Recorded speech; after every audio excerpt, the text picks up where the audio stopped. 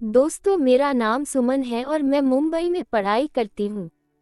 मेरा एक छोटा सा कमरा है जो रेंट का है। एक दिन मेरे मामा जी भी मुंबई आ गए। मामा जी लगभग 8 बजे शाम को मेरे रूम पर पहुंचे। फिर मैंने मामा जी को कहा, मामा जी आप नहा धोकर फ्रेश होइए, तब तक मैं चिकन लेकर आती हूँ। मामा जी बोले ठीक है भांजी। फिर मामा जी नहाने चले गए और मैं मार्केट निकल गई चिकन लाने।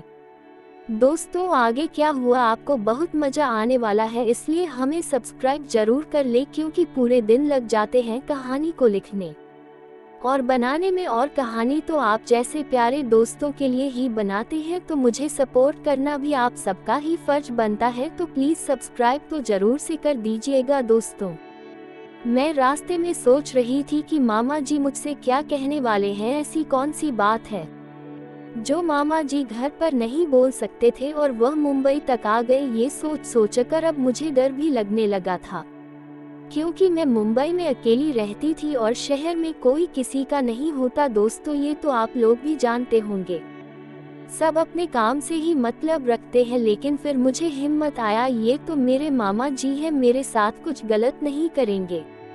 इतने में मेरे घर से मम्मी का फोन आ गया। मैंने मम्मी को ये सारी बात बता दी कि मामा जी यहाँ आए हुए हैं। जो बात मेरे और मामा जी के साथ घर पर हुआ था, वह सारी बात मैंने मम्मी को बता दी। फिर मम्मी ने जो मुझे मामा जी के बारे में बताया, उसको सुनने के बाद मेरा रूह कांप गई। दोस्तों, क्योंकि मम्मी ने बताया कि उनके गांव में जब मेरी मम्मी की शादी नहीं हुई थी, तब मेरे मामा जी ने एक लड़की के साथ गलत व्यवहार करके उसको मार के नदी में फेंक दिया था।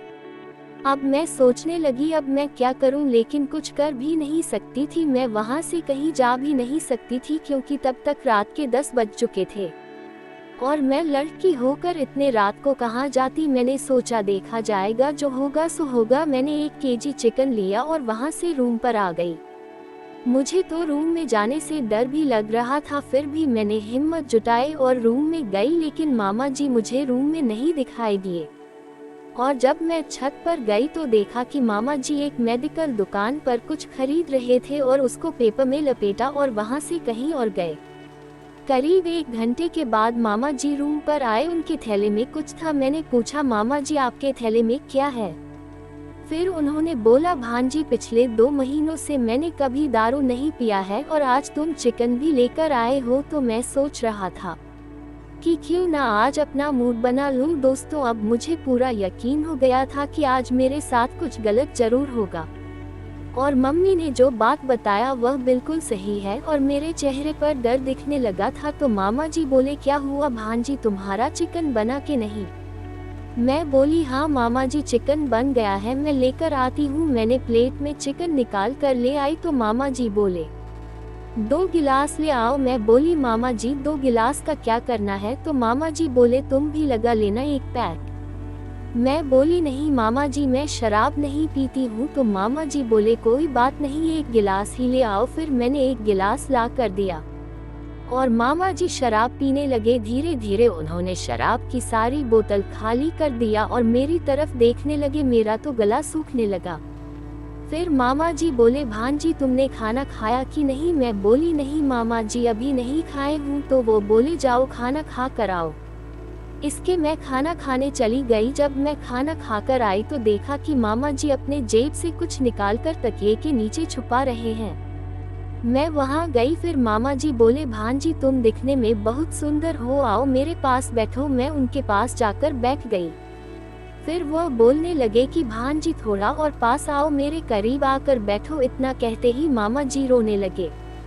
मैं बोली, मामा जी आप क्यों रो रहे हैं, क्या बात है? तो वह बोले, भांजी मेरी जो बेटी है, मैं उसके बारे में सोचकर रो रहा हूँ, क्योंकि मुझे भी शौक है कि मेरी बेटी भी तुम्हारी तरह मुंबई में पढ़े लिखे और आगे जाकर कुछ बने। लेकिन मेरे पास इतने पैसे नहीं है कि मैं उसको पढ़ाओ लिखाओ। तो मैं बोली, मामा जी आप टेंशन मत लीजिए, उसको मुंबई ले आइए, वह मेरे साथ ही रहेगी और पढ़ेगी।